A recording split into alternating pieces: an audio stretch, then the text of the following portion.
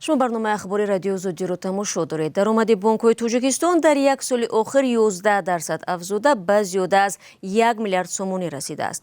بعضی از این بانک‌ها را به پیوندون رئیس جمهور و یا شخصان نزدیک به خانواده‌اش وابسته می‌دانند.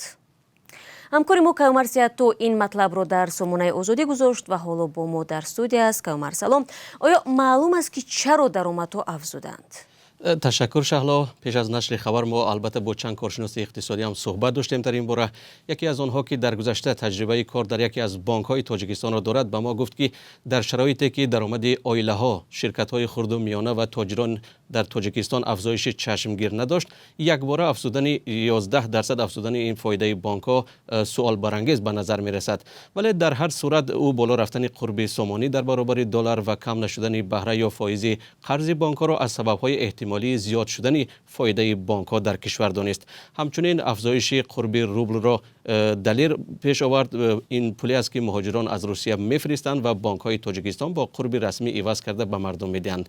در اصل خود مقامات و هم نمایندگان بانک‌ها دلیل افزودن فایدهشان را شرح ندادند. گفته می شود بسیاری از این بانک‌ها به دایره‌های حکمران نزدیک هستند. تو کجا درست است و فایده دیده نشد چقدر می باشد؟ حدس و گمان البته در این زمینه شهلا خیلی زیاد است، ولی تصدیقش البته مشکل تر.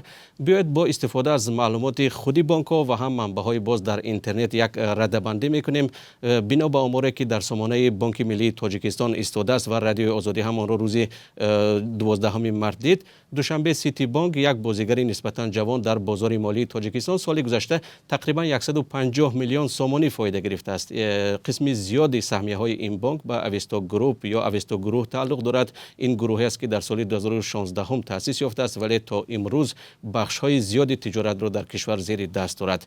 اوریون بانک ریاستش را دادر عروس پرزیدنت حسن اسدالله زاده به عهده دارد و معاون او خواهرزاده‌اش یعنی دختر رئیس جمهور زرینه رحمان است. در سال گذشته بیش از 98 میلیون سومانی فایده گرفته است. بانک بین المللی تاجیکستان درآمدش را در سال گذشته یعنی در سال 2022 بیش از 92 میلیون سومانی حساب کرده است. این بانک مالک چند شرکت دیگر است که یکی از مؤسسانش را جمشید گلوف، یکی از خویشاوندان رئیس جمهور نام بر می‌کنند. او را سامانه‌های مخالفین او را برادر یکی از دامادهای رئیس جمهوری تاجیکستان گفتند.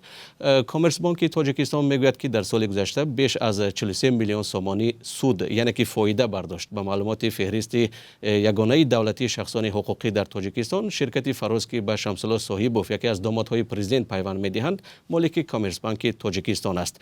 سپیتامین بانک مالک 100% سهمیه‌هایش را سپیتامین سوغورته معرفی میکند. به بانک ملی تاجیکستان فایده صافش را در سال گذشته زیاده از 27 میلیون سومانی گزارش داده است. این بانک را در گذشته به جمال‌الدین نورالیوف یکی از دامادهای دیگری رئیس جمهوری تاجیکستان وابسته می‌کردند، ولی خودش سال گذشته در مقام معاون رئیس بانک ملی این سر و صدا را رد کرده بود.